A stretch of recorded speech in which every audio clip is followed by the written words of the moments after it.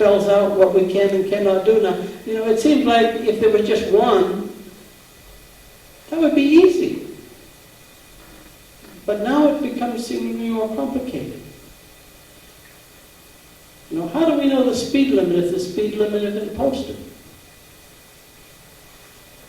Well, some states have, if it's unposted, you've got to, in this Washington state law, which was the one I kind of looked up a few years back, if there was no speed limit posted, the speed limit was 45.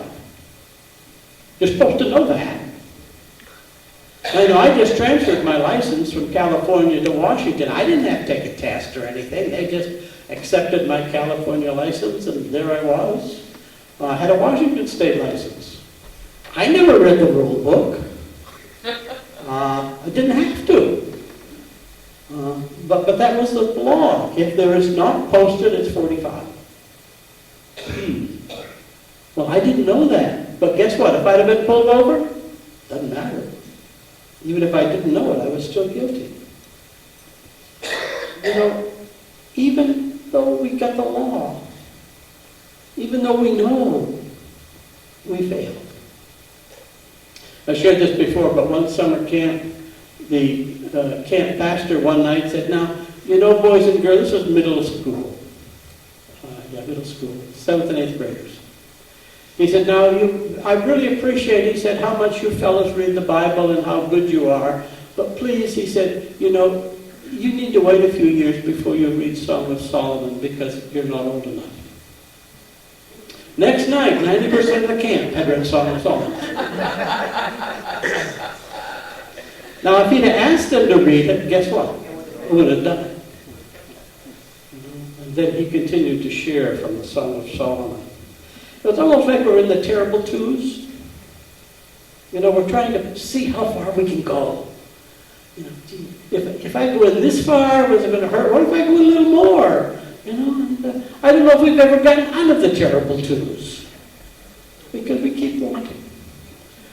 But then Paul says the good news. The good news is that separation has been engulfed through one man, Jesus Christ. But it's a gift. It's a gift. There's nothing we can do to get a gift. We can't earn it. It's not there. Now we expect gifts sometimes. At Christmas, how would you feel if you woke up Christmas morning and there was nothing for you? Or nobody remembered your birthday? We kind of have a little thing when we expect gifts. But when a gift comes unexpectedly. And Christ came, in a sense, someone unexpected. We read Malachi in Sunday school a while back, a couple of weeks ago, but I guess that was a while. And he talks about the coming of the day of judgment, not the day of love. Remember Jonah? Asked to go to Nineveh, doesn't want to go, tries to get out of it, ends up there anyway, even though he didn't want to be there, wanders through the town, giving a message he doesn't want to give, and then sits under a tree and waits for God to blow the city to smithereens. And God doesn't do it. Because Nineveh repented. And Jonah is upset.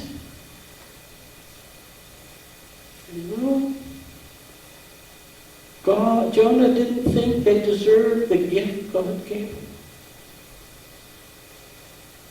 But Paul says this is a foreshadowing of Christ coming to the world.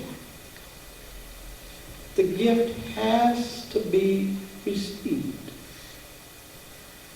It's no good if we don't open the package.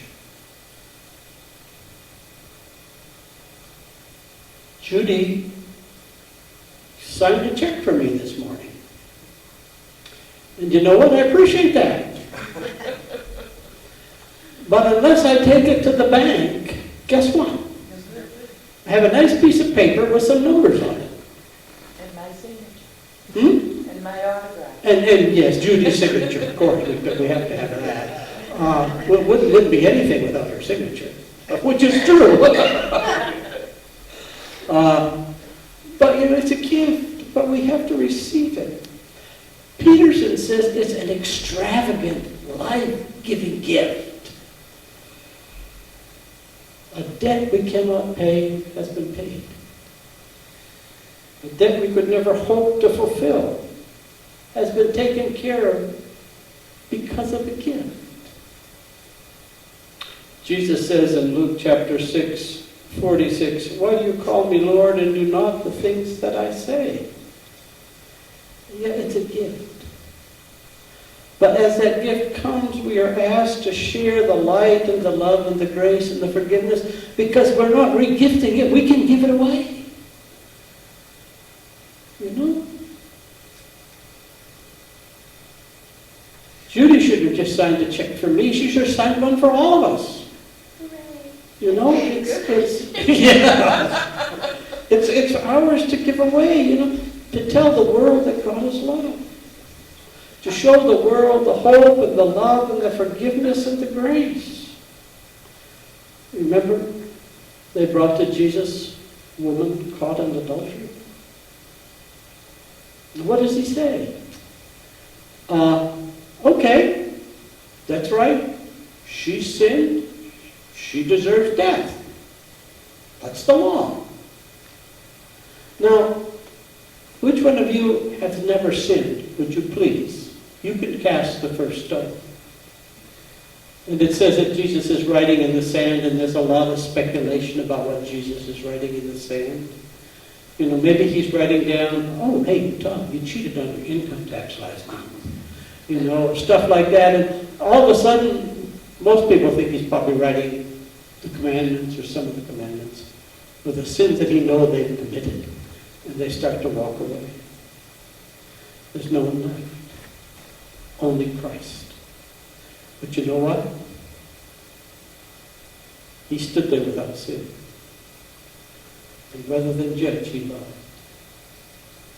So Paul reminds us that Christ gave us this extraordinary, life-giving gift. You know, sometimes we seem more interested in throwing rocks than forgiving. I came across a strange series, a short-lived series called Murder at Evensong, TV program, British. And of course, if the murder at Evensong, it happens inside a church. And the priest is there, and he's talking to the detective who is coming to investigate the murder. And the priest says that he prays for the murderer that they would receive justice and mercy. And the detective said, no. Justice, yes. Mercy, no. And the priest said, no. You know, I believe in mercy. But then as the program progresses and